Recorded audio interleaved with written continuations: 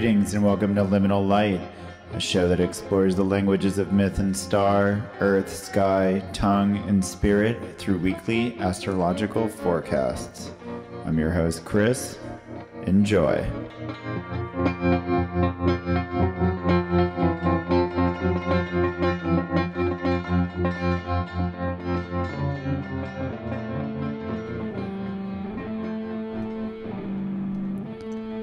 Mercury has been advancing at a fast clip through Capricorn after languishing in Sagittarius for 2 solid months.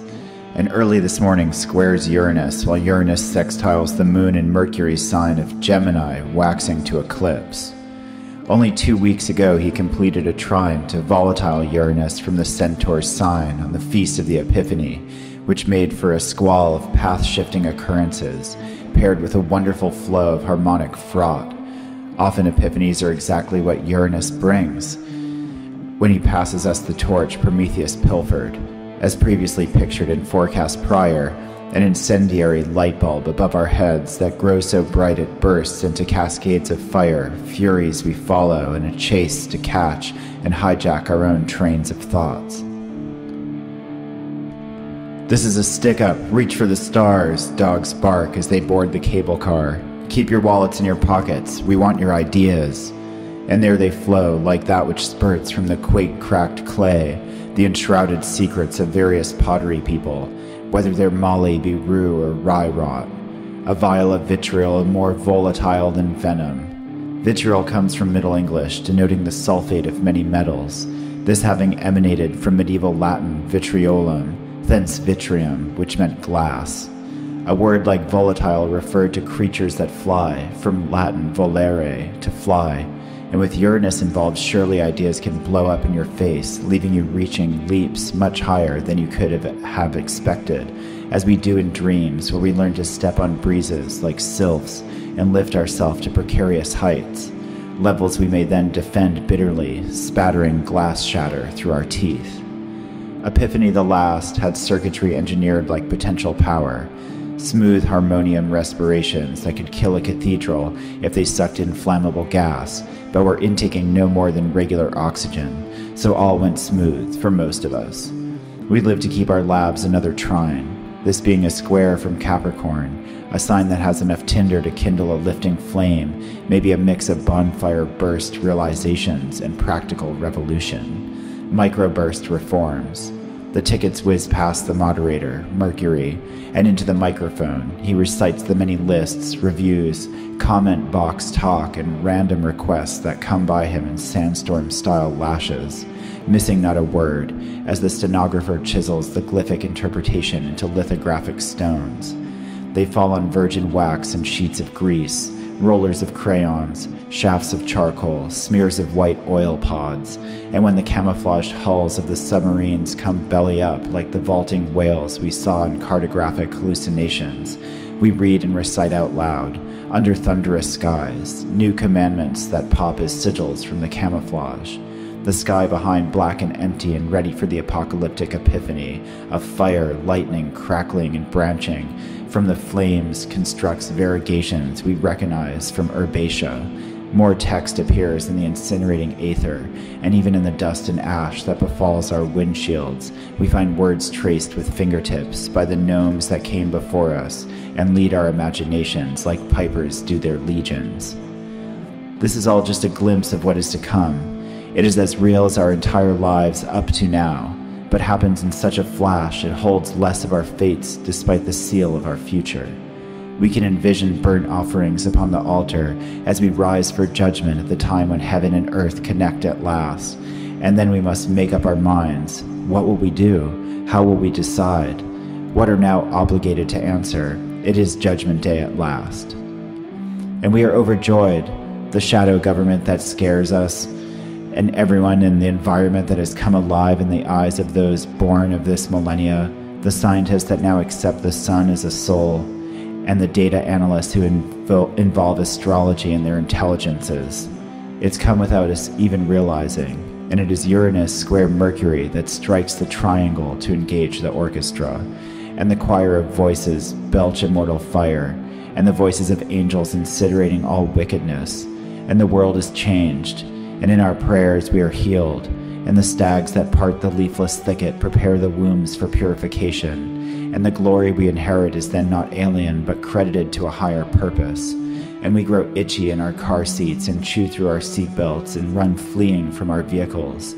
And all ascend the mountain. Upon the top we view the bull and eagle and lion, and one by one we leap into the flame of the candle lit upon the eastern angle, and falling like Azazel, we land in a shattering of yesterday, and the nightshade of the forest slithers around us and holds us to our fears and desires.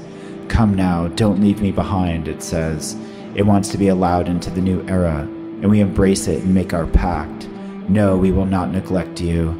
And the mother of all rises up and holds the stars like so many jewels, and some we love and others we fear. But we own this fear and do not turn away from it. And down they whisper to us and teach us how to cure every plague. And it is our time to know and to learn what we lost or forgot or ignored all along. Mercury squares Uranus multiple times a year, but this year he moves into Taurus after 7 years in Aries. And Mercury is in the house of Capricorn with its king Saturn installed upon his throne of cold, dry stone. And the one with the messenger's wand holds company to the clanging chime and records what the outer one says, as a scribe who receives the final words of Prometheus upon the rock, as the double of Jesus hid within a bush and witnessed to the crucifixion. It's all on tape. The lunar lady is back in the receiving room, Gemini's emblem blinking neon noir above the office window, the transcription of the telegram bringing tears to her eyes. She feels so curious, as one who approaches a prophetess, and she wants to know so many things. What will she ask? What will the vision show her? What will she offer to the pyre? What will she burn upon the coal? For whose sake will she light a candle? Those thoughts steam and swell as the votive brightens and the caress of a match. The blessing's only a week away. Hopefully the last peal of thunder ends the clamor and the storms subside until more tapers are blessed. The virgin bees in their ball of winter sleep, entranced around the central queen. Even in their state they heard the drumming of the skies, and for that split second too they saw the vision, as swift Mercury leaves no creature out of the loop. In their hive halls they prepare the wax and keep the cells clear, shedding the dross, and in sympathy to the menstrual mysteries they purify the womb, Mercury pied and red and white, for we hope the spring after winter's death as well as calm after storm, the calm that is in the medium upon which the dynamic of innovation may grow. This may all sound too dramatic, but that is just what Uranus is, and in a week leading up to a lunar eclipse on Rahu in Leo, the next in the series since the Great American last August, I think not. It is certainly this dramatic, even if it is imperceptible, but on this week we have multiple opportunities to see beyond the veil, to take the Tower card or the Judgment card and turn them around, and see instead of the printer's design a window of the truth. The times are changing. What we experience now is transitory. There is no one to better teach us this lesson than Saturn with his sickle. And when Kronos meets with Zeus within the water-bearer's sign, and we transition to air sign conjunctions for the next some odd 200 years, we will understand really by then what drama is, as we will all be waking up in a time to life being a great magical drama we are all a part of, as pockets are slashed and coins cascade back into the mines they were once molten from long before the mint. Uranus's kicks in the womb of manifestation throughout his coming 7 years in Taurus will revolutionize our idea of what even is material and what we should or can do with it. He straddles the transition of the great chronocraters, roughly half his time spent on either side of Trigonalis. He is truly Prometheus passing the torch of consciousness to the new era, like a racer handing off the baton. So maybe these last Uranus aspects in Aries are significant, and maybe as the serpent's mouth opens and bites down upon the moon, reddening it like a ripe apple, a truly menstrual phenomenon just before Candlemas with its mysteries of menstruation and childbirth and milk and the divine child and hope are to guide us through the release of poison that ensues in the alchemical circulation of the materia, the solution, the stone. This is the apocalypse. The cover is blown, and it's time to take a look at what has been hidden, and once we have seen, we must decide what behaviors advance into the other side and what are left behind in a bygone time. When all is suddenly known to be alive and have spirit, the entirety of nature and manifestation as conscious as we are, once that has been revealed, how does that alter our judgment? The age of Pisces that began almost synonymously with the birth of Christ ends relatively soon after Jupiter and Saturn's conjunctions transition to air signs. Chiron, our mythological wounded healer, switches from Pisces to Aries later this year.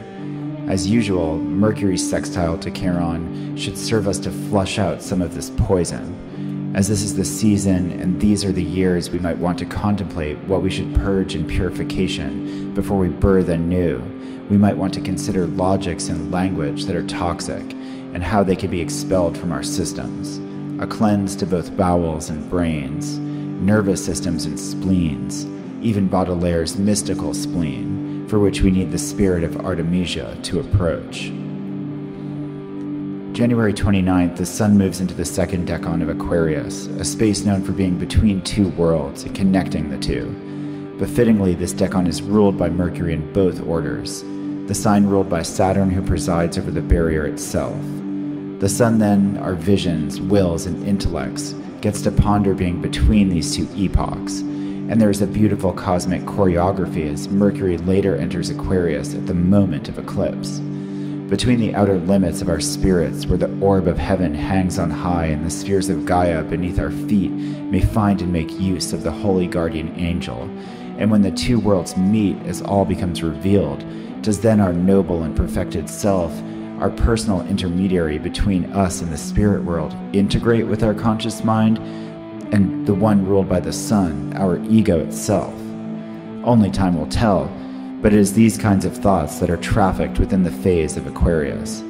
At those center, we find the cross-quarter point of Imbolg, which is celebrated in the Catholic calendar as Candlemas, the point between solstice and equinox, or between the birth of Christ and the Annunciation, creating an Ouroboros out of the mysteries as we proceed to Easter and resurrection, making a Mobius strip. In Aquarius' second decan, our spirits, what we are willing to do, lead us to certain schemes that connect the outside of things and alternate intellects to establish patterns and status quos. A routine procedure involving a cutting-edge technique. Uranus happens to rock Mercury's boat with some individual impetus, setting his phone ringing with insights from the fires of the first mover, the Annunciation's original ram. Mercury, who at the point is micromanaging an empire the old-fashioned way, is probably ready to accept the technological update. Although the sudden integration of new tools always leads to a few copies destined for the shredder, or a few test batches huddled with the heinous homunculi. This could piss off the boss, but ultimately work speeds up, and the line on the chart postures Priapus, so the buzz going about the cluster of cubicles is not crass but creative. The Sun, almost inspired by this exchange, makes a thing of it, deciding to keep the lines open for all messages from the outer realms to come on through to the control center. He's got the design team, Venus, in-house, so why the hell not? Might as well make a manifesto that can communicate the abstract theories to the common mind, make it appear like nothing more than a comic strip or a simple column, like the fables in which are hidden the inexpressible nature of divine action. On January 31st, it happens at 9 a.m. EST, the shadow grab. Rahu sinks his teeth into the succulent moon and fills her lunar bowl with blood. The dragon's head replaces the moon over much of the Pacific Ocean. A total lunar eclipse in Leo on the North Node. They say that North Node lunar eclipses are good for money but bad for spirituality, as a lunar eclipse has to do with substance, and the head of the serpent has to do with more, increase. It is usually the end that has the mouth, the end that eats, and the end that bites down on materiality. Usually its eyes are much bigger than its stomach, as these eclipses tend to bring more than we can possibly deal with. Eclipses by nature being the imbalanced expressions of the alchemical process that circulates the invisible influences to the eventual visible materialization and manifestation of our lives' themes and courses. These are the workings of those behind the curtain making it all happen, calling the cues and directing the actors, handing them their lines, making sure everyone is in place, that things just seem to happen by chance.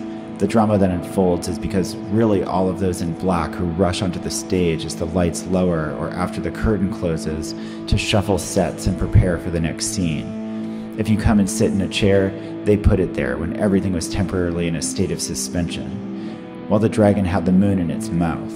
And being in an eclipse is like being an actor who stumbles upon the darkened stage in the chaos of this black-clad crew, who pay you no heed as they go about their frantic work.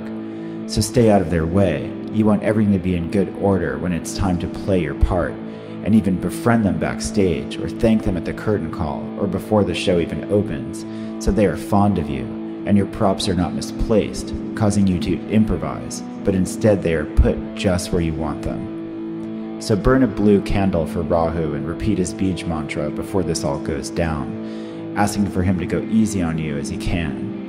Generally, what is happening in this nodal cycle is a redistribution from Aquarius to Leo, pulling substance and identification from the former and delivering it to the latter. So if you are aware where these signs are in your chart, you can monitor how things are flowing. The goal is to remain balanced while this occurs, to make use of the additional energy and resources arriving in Leo and take advantage of the purges being carried out in Aquarius, but not go overboard in either direction. You are being ready for the next scene in the play, but you don't want to rush out and read all of your lines out of sync. Take notice if you find yourself quitting school, canceling your trip, burning all your textbooks in the backyard so you can impress your neighbors and spend more time off-roading on the ATV trails around your house and angling for smelts. Something sounds fishy here.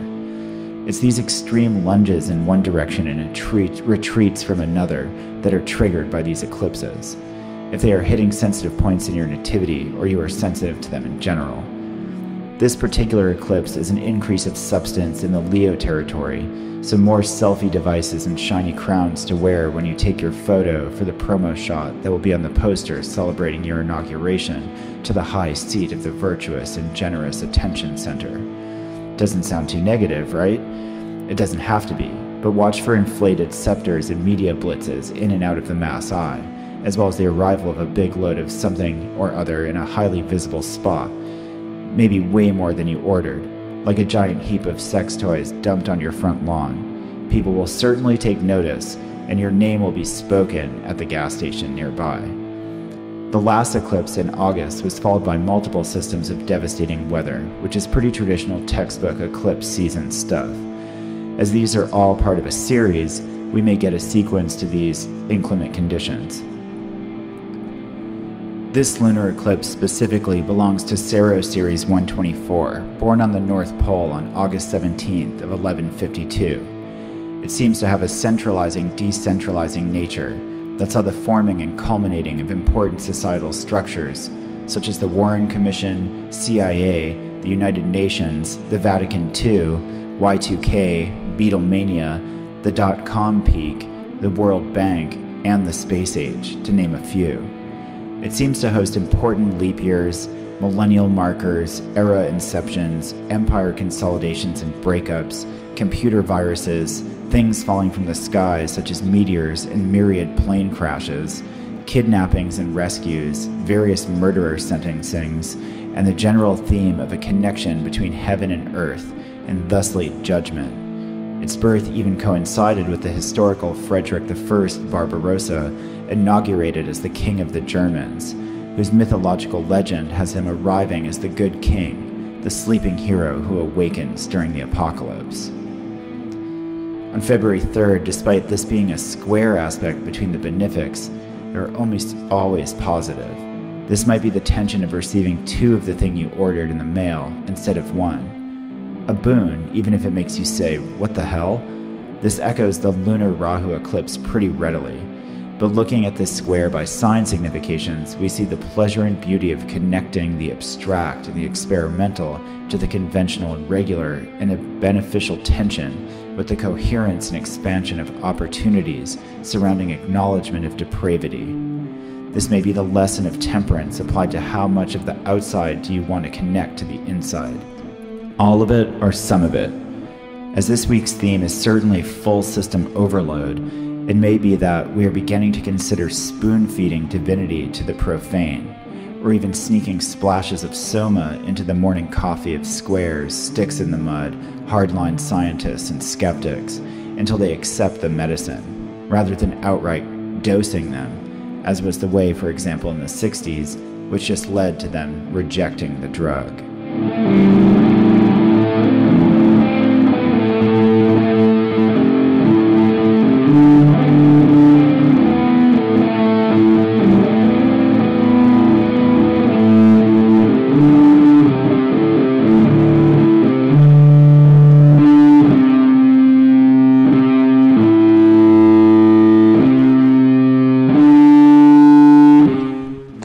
Welcome back, Bonnie, once more. Hello, and welcome back, Suzanne. Our herbal correspondent. Hello. Great to be back. Yeah, wonderful to have you again. It's a really good collaboration we've been having. Yeah, I appreciate it. And this is a wild week, as wild as... Yeah. We can get every 6 months getting a pair of eclipses, one on the north node, one on the south node, one lunar, one solar, replace the regular lunations. And so we entered the eclipse season on the last new moon, even though eclipse hasn't occurred yet. It's going to kind of like the highest intensity period that you're going to look at is from the lunation before the eclipses and the lunation after. Yeah, and that encapsulates the eclipse season, because since that new moon, we've been waxing towards an eclipse rather than waxing towards a full moon. Mm-hmm. Right. And then the events around a lunation can come really just kind of scattered and woven into regular life, into regular manifestation.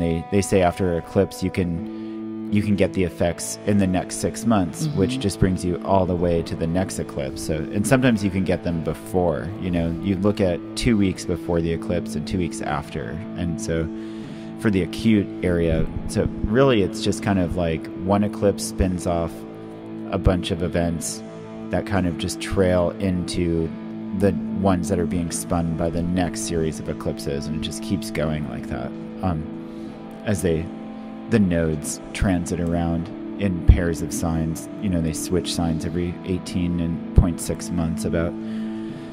Right. And they do a really crazy dance in time and space, because they have like a birth on either, if it's a north node eclipse, on the North Pole, and if it's a south node eclipse, on the South Pole. And this particular one that we're leading up to, its inception was August 17th, 1152 on the North Pole. And it's really interesting because you can look at the chart for that date and read that chart and delineate how this whole eclipse series is going to go. And it really worked out. I made a ton of notes today. And I mentioned in the forecast that a list of things that occurred, like on, the eclipses happen. Let me get the file up here.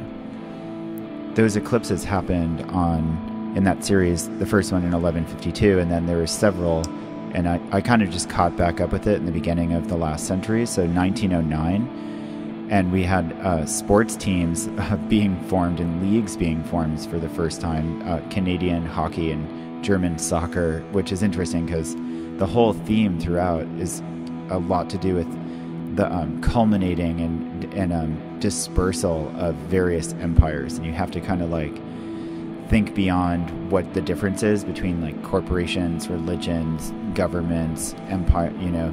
It could be anything that's like a big paradigm system, and so it's really interesting. In 1909 we have these hockey teams, and then we're looking at in the news now like South Korea and North Korea coming together in a hockey team for the Olympics. For the Olympics, and that's like the same thing as those countries coming together. You see all of that kind of stuff, the precedents there. But just a quick list of, I was really surprised because I've done this before for other Saros. They're called Saros series, these eclipse series, and I've done this before, and you're like, okay, it looks like there's a lot of like weird weather Like that was definitely one I saw coming up for the August eclipse we had on August 21st. Then we got a bunch of that crazy weather, but I saw a bunch of like earthquakes and hurricanes and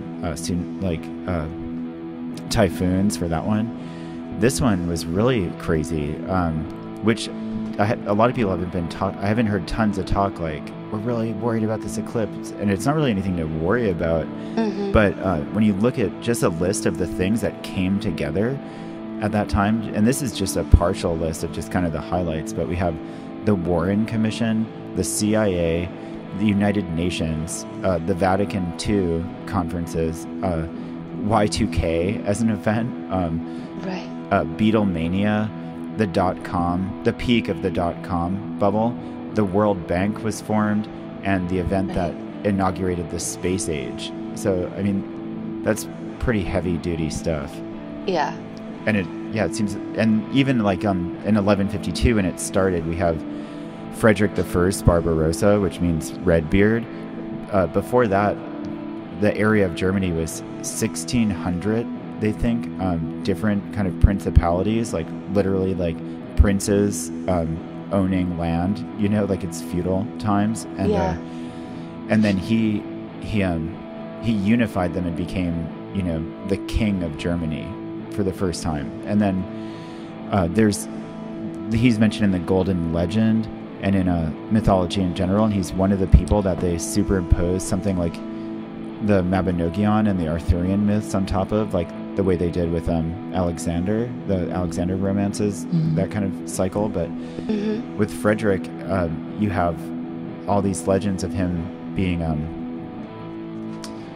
awakening as the sleeping hero, where which is, you see people will recognize that story in Dune, like the sleeper must awaken. It's like the sleeper in the time of apocalypse, the good king. Like straight from Wikipedia, I took notes here. Like Frederick is the subject of many legends, including that of a sleeping hero, like much of the older British Celtic legends of Arthur or Bran the Blessed.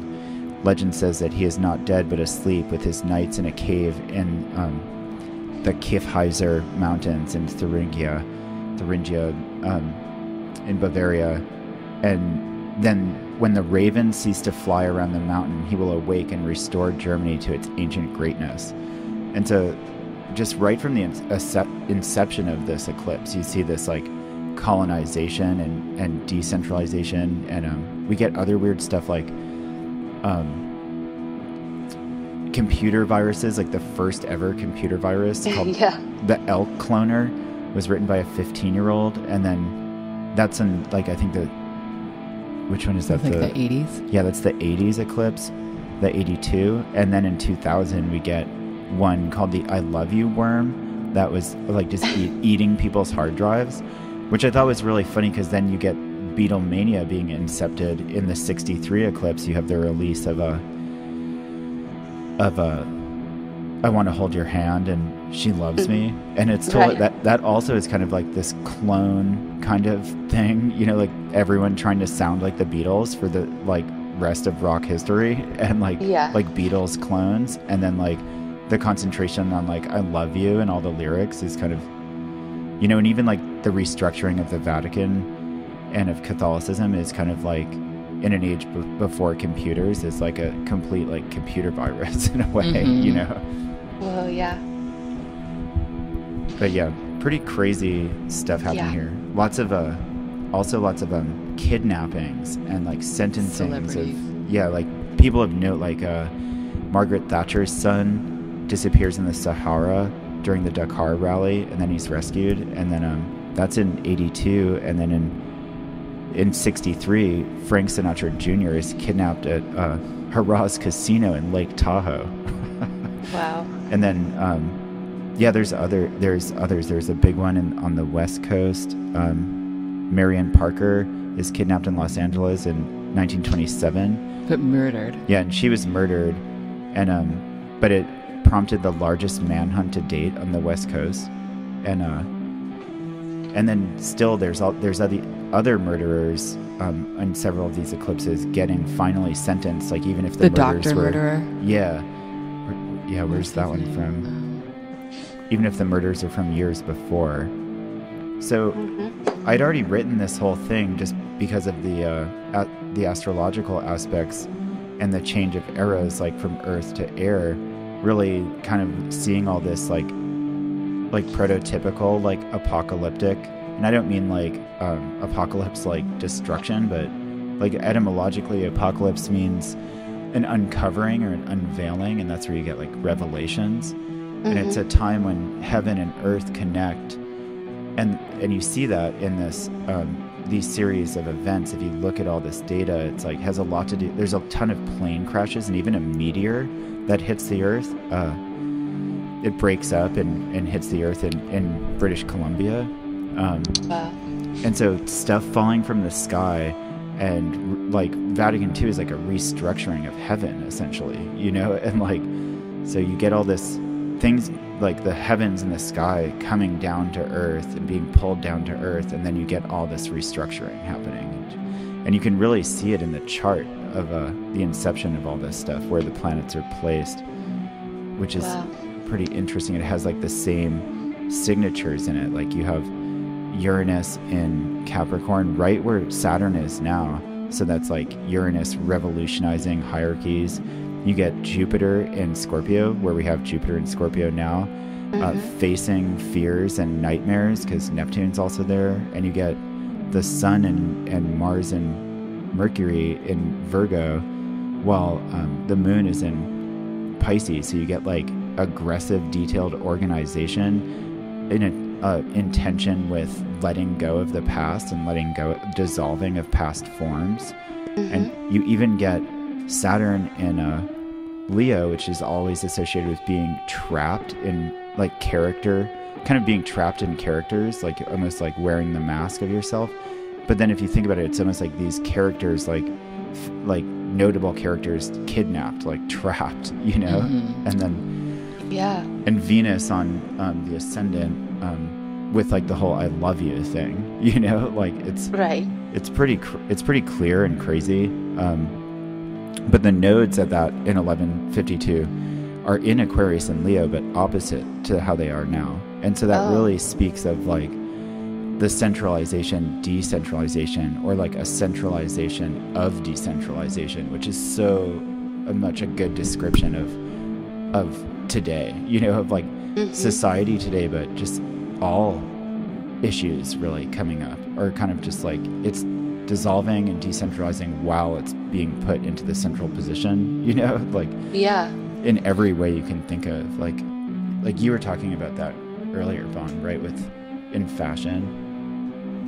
Oh yeah, with Dapper Dan, who had his shop shut down in '92. He was doing bootleg versions of Louis Vuitton and Gucci, but with his own designs. And he was I had read an article that said it was like bootlegging done to an art. And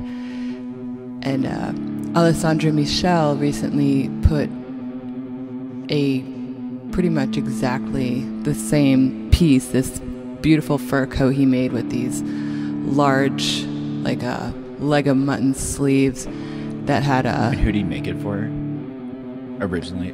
Or who did? She was an ice skater. I'm not sure what her name was. But yeah, Alessandro Michel made one and put it down the runway without giving credit to Dapper Dan. And, the internet went wild. And now there's a collaboration between the two, and they're opening a store in Harlem, which is just so insane. So it's like everyone was saying it's cultural appropriation, which is true, but it was on such a large scale, and then they started collaborating. So it's like that decentralization brought to the central place, you know, like which is crazy. I didn't mention, which this is a really cool aspect, is that the original Dapper Dan store was 24 hours, and it was all like couture for his clients. And he's a real inspiration. I didn't really think about him too much before reading this article, and now I just want to read more about him, because amazing. he was like, if you look at pictures, he absolutely fits the description, Dapper Dan. Yeah, very He's impressive. a gorgeous man. Excellently fitting clothes. And it really speaks of like, you know, group funding, entertainment, that like taking away the priority from like production companies. Like, it's not like E-News television, like putting a show together. It's like people just making up their own channel and getting funded through like Patreon and things like that. And then it's the people just choose what they like and what they want to see and support it, and then they can even interact with it. And then maybe the television production companies copy it and make a show of it for people who just don't really have forward interest and just like entertain themselves with whatever comes down the pipe, but but that's, everyone's watching what people are doing, like it's like if you do something that catches fire enough and people support it enough, it becomes prominent, Yeah. I keep thinking like the new currents, once like cryptocurrencies get land wherever they're going to land, it'll almost be like your like wealth is how many followers you have on social media. That's like how that's like reflective of like how much resources you have or something, Right, exactly. Is this the last eclipse of the series? No, we get another one on February 15th, and then we get one on the big one of the season. That's the big kind of scary one that we're going to get is July 27th, and that's a south node lunar eclipse. And then we get one in 2 weeks after that in August. I think it's August 8th. Is it really necessary to say scary? Yeah. Yeah. Far enough away. Yeah. I mean, I'm not the first person to say scary, right? But it's alarming. It's something to think about. And I mentioned last week, and I'm still going to try to do this leading up to it, put together an episode of propitiation practices and meditations and ways to just think about that eclipse and get ready for it. And so we were talking about how to get ready for this eclipse. Yeah, because this one's a Rahu eclipse.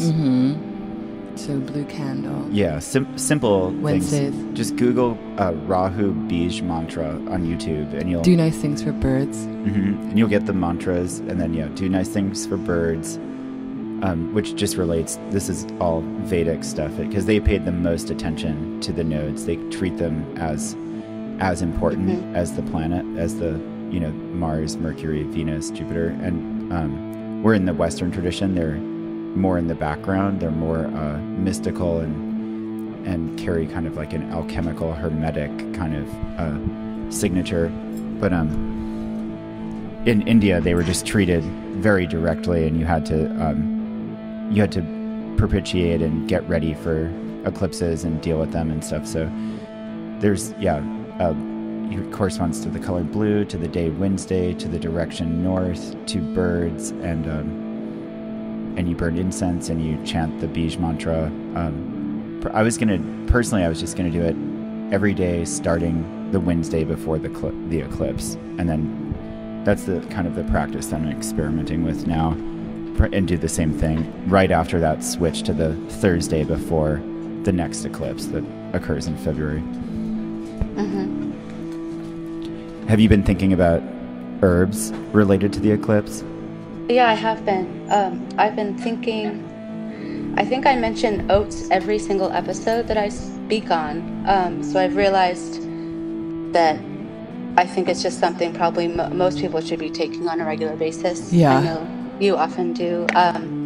Since it's just a great balancer, and at the same time as it balances and grounds and has so much like more magnesium than any other plant and just tons of vitamins and minerals, it also is a really strong promoter of sexual and creative energy at the same time. That makes sense. Yeah. Because it makes me think of like ojas, Yeah. I like. Yeah, you need that nourishment in order to feel that. Sage of Pompum said it's like getting a hug when you take when you take milky oats. And that's the beginning of arousal then, right? Or the beginning of courting, I mean. Yeah. They can start with a hug. Right. But I mean, there's all kinds. Yeah. Yeah. I mean. An embrace. Yeah. It's also a Venus herb. Of course, some people might find it too cooling and moistening if their constitutions are that way in general. So they can just add warming herbs like ginger or carminatives like thyme. to kind of counterbalance that. But yeah, I think oats just kind of as a baseline. And then I was kind of going with the blue candle, thinking about blue flowers being nervous system supporters. Mm-hmm. And it feels like this whole, like you called this week, full system overboard. Yeah, to me, that immediately says, wow, you've really got to support your nervous system, your adrenals. Mm-hmm. And blue flowers are often called upon. Borage is obviously very courageous, which even though it's a Jupiter planet, makes me think about Leo a lot, just because it does bring courage. Yeah. And then, of course, some of our other blue flower nervous system nourishers are skullcap, violet, vervain. I was even thinking about Nigella, which is love in the mist, that blue flower that has the black cumin seed. Yeah, absolutely. And endive has blue flowers, as well as chicory. So having some really nice bitter salads. Yeah. And then blue flowers, it always speaks of that in the Vedic stuff, that you offer incense. You know, you light a candle for Rahu, mm-hmm. and you, which for people who don't know, Rahu is just the name for the North Node as the dragon's head. You know, you'll hear like the serpent's head, the dragon's head, and the North Node and Rahu. We're all talking about the same thing. And offerings of, you light a candle, you do good things for birds, and you offer incense, and you offer flowers. But some of the flowers are unrecognizable to me because they're from the Asian continent, you know, from mm-hmm. the subcontinent, and sometimes they're just not listed, like what these flowers are. So any of the flowers that you mentioned, if people can get their hands on them, they can be part of the offerings too. Bachelor's buttons, if you had some dried bachelor's buttons this time of year. Centaurea. Those are also really great for this. And then eyebright is a sun and Leo herb. Yeah, and eyebright is important because that's the other thing that gets affected with these eclipses is eyesight. Mm-hmm. Eclipses are always... It's not a good time to do any magic. I know people are tend to be like, well, eclipses are rare, so they're special, so it's the time mm-hmm. that I'm going to do this. It's a special time to not do magic. Yeah, think of it more as a special time to not do magic, because it's a time mm-hmm. when your magic is just going to be completely out of balance, you know? Like it's a chaos factor, and certain things you could do could even injure your eyes, you know? Whether that's metaphysically or literally. You know, I've heard stories of people making lunar talismans and then having eye problems during eclipses. But Cassandra is also wonderful for eyesight. Nice. Also, the eyes are also kind of ruled by the nervous system in a lot of ways. So even that practice of clapping your hands together, rubbing your hands together really fast and putting them over your eyes to really just 3 times to really just nourish them, you know, Yeah, that's great. Yeah, last year over the summer, I did a presentation in collaboration with our friend Kyla, who was doing a yoga class just about eye yoga to strengthen eyes before the eclipse occurs. So that's another thing people can do, is if they want to look into any simple eye yoga moves to kind of start doing to get ready, so your eyes are tough, you know. Yeah, it's amazing too. I've been doing this. My friend was teaching me these eye moves to kind of relax them, and then I'll stretch my neck beforehand and then after, and the difference is incredible. After I've nourished my eyes, my neck just feels like it's just flowing, whereas before I could feel the nervous tension. Wow. So there's just so much nervous tension that we keep in our eyes. It makes sense because we frame our whole outlooks through our eyes. We see the world through our eyes. It's how we understand everything. It would make sense. Exactly. You close your eyes when you go to sleep. You have to reset them, you know? Right. Is it possible to explain them, or is it something that you really just have to show, illustrate through the video? What, the yoga practice I was talking about? Yeah. Oh, yes. It's pretty simple. You close your eyes and you put your eyes side to side to side, kind of and then you open them and then you close them again and you go up and down with your eyes. for a little bit, and then you open again, and then you close them, and you go diagonal both ways. Does that make sense? Yeah. Top to That's bottom. hard, diagonal. And then after that, you close your eyes really tight, and then open them 3 times, and that stimulates your tear ducts and helps to moisten them. And after that simple, like it takes a couple minutes, it's amazing. Yeah. The difference. That's such good advice. I can really see that. Yeah, that's great. And I think, since you have all your herbal notes, and now we have some notes for eye yoga, and then I took a ton of notes about historical stuff, precedents for this Saros series, which is Saros series 124, if I didn't mention that before. I'll put that all in the comments on the YouTube video, so if anyone listening to this wants to find all that information, we have quite a bit of information for this episode. Yeah. We're going to be trying to do that more often and have additional content soon. But yeah, I just also wanted to mention that I think it sounds like there's a lot coming at us at this time that we may be trying to like gather insight from, and maybe we almost have to do it passively in a way. So I was just thinking yarrow probably is going to be a top ally for this week to kind of filter what needs to come in, what needs to not come in, what the excess, if we're trying to be excessive in any way, or so I think yarrow is probably going to be one of the top allies. Yeah, that's really good. Yeah, because the main thing is filtering and staying balanced, and I thought that oats was really good for that, just as Bonnie's sister was telling us that she went to go get blood taken, and when they took a sample of her blood, they were like, "Oh, are you fasting right now?" And she's like, "No, I had breakfast this morning." And they were like, "Oh, what did you have?" And she said oats, and they were like, "Oh yeah, oats is the one thing that will actually lower your blood sugar, and if you take your blood, you appear to be fasting even though you've eaten." So it makes sense. Yeah. Yeah, and then I also think probably burning hyssop is a good idea as well. Yeah, that's it. Yeah, absolutely. Bringing clarity and kind of quelling any kind of confusion going on. Yeah, because this looks like it could definitely get confusing, if not like for us, and probably not a good time to fly, FYI, if people are like about to fly. If you're going to fly, then you have to fly. Yeah, if you have to fly, you have to fly. There's going to be, wear blue. We're all blue. Yeah, totally. Yeah. We're all blue for sure. Wear birds in your hair. Yeah.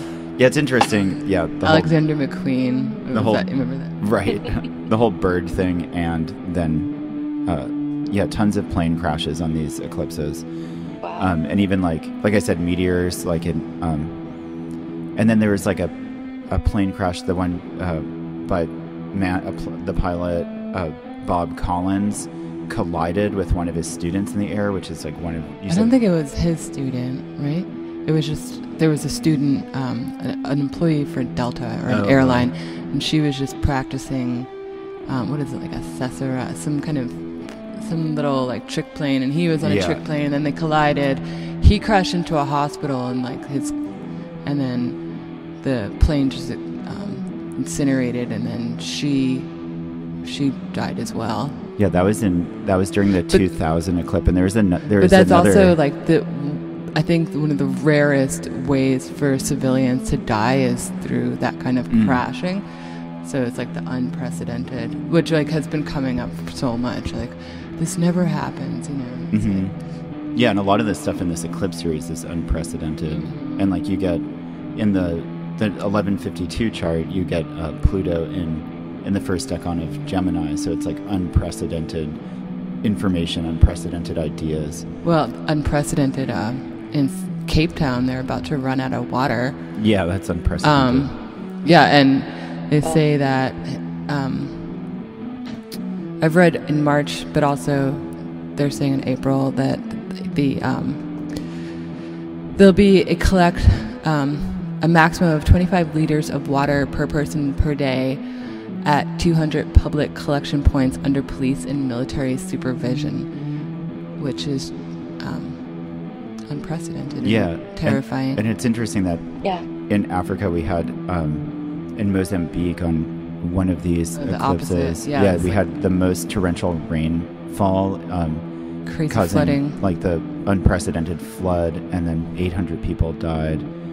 I'm looking to see what eclipse that happened on here. That was 2000. That was also 2000. Mm-hmm. Yeah, and then we get more of these plane crashes. We get like the United States Army Brigadier General James L. Dozier. Oh no, this is one of the rescues of the kidnappings. Is rescued by Italian anti-terrorist force after being held captive. But we get some in Nevada. There was that in one of these. There was the kind of like one of those like aeronautical trick planes doing stuff, and then they crashed. And then there was in DC there was a plane that took off, and then something happened right away, and it crashed into the 14th Street bridge and then fell into the water. And then the year that we had that meteorite, a plane went into the Pacific Ocean and went into the Atlantic Ocean. And this eclipse is centered right over the Pacific Ocean. It basically is like that's the zone that's going to see it. Like Alaska's going to see it, Siberia's going to see it, half of Australia will see it really well, but the whole mid-Pacific Ocean is where they're going to see the blood red moon. Wow, I like the Ford Model T. Yeah, that's really interesting. Facts. Yeah, because in the 1927 eclipse in this series, the Ford Motor Company unveils the Model A after having the Model T be in production for 19 years. And 19 years is a full eclipse cycle. But since it's 19 years, it's an eclipse back on the same exact degree that this eclipse happened on, rather than the same Saros series. So that's like a whole other thing. You could follow that vortex and be like, what happens when there's an eclipse on this degree every time? And you might see advances in vehicles and maybe industry and things like that. But it seems interesting too that the Sun is in and Venus are in Aquarius, and it seems like this eclipse is about kind of purging Aquarian tendencies towards Leo tendencies. Yeah, for sure. I think that's like how people are going to experience it a lot in their personal life. We might get all this crazy imbalance, and you'll see the things along these themes come up in the news, these Saros series themes, and it's sometimes hard to connect them to how that's like a metaphor for what's happening in your personal life. But yeah, people are going to experience like through the whole cycle, through the 18.6 months, the draining of substance and identification within Aquarian, like what's on the outside, what's like not in the center of attention, what's like out in the abstract, and like weird ideas coming from left field, and then an increase in what's like central and radiant, and what's under the light and what's virtuous, So it's a really strange mix. I know personally, I have Aquarius in the 5th house, which is creativity, and then I have Leo in the 11th. So when we got that August eclipse, I just suddenly had way more charts to do than I could possibly do. Like I became highly visible suddenly, and then in my house of creativity, I've just ceased to play music, where I've always just played tons of music for years. Right. So I'm totally getting the thing that I'm warning people against. If you see like this major shift, be careful. But it's hard to. It's a serious process to balance these life shifts that occur from these eclipses, and it just depends on if it's a really sensitive part of your chart or not. Right.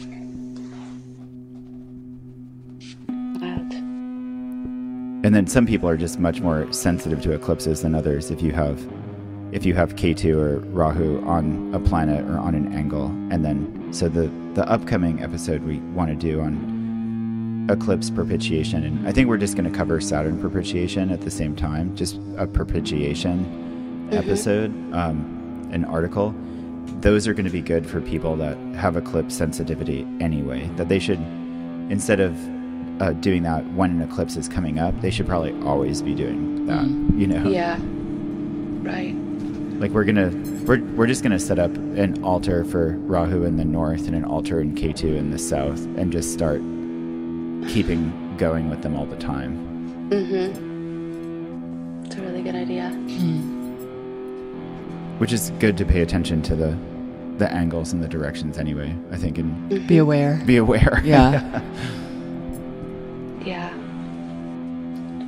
Well, thank you very much, Suzanne. Yeah, thank you. Yeah, really great eye health advice and herbal advice. What do you have Appreciate anything that. coming up you want to mention?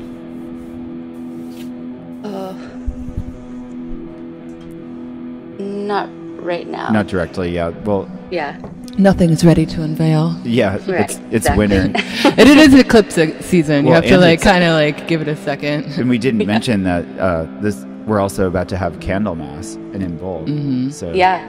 maybe after that we're all going to start getting our ideas ready to announce. Hope is on the horizon. Exactly. Yeah. Yeah.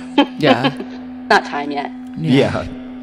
So I hope everyone has a great candle mass, and then, you know, have a divine time. Absolutely. All right. Well, thanks very much. We'll see you next Yeah. week. Thank you, Good Suzanne. Bye.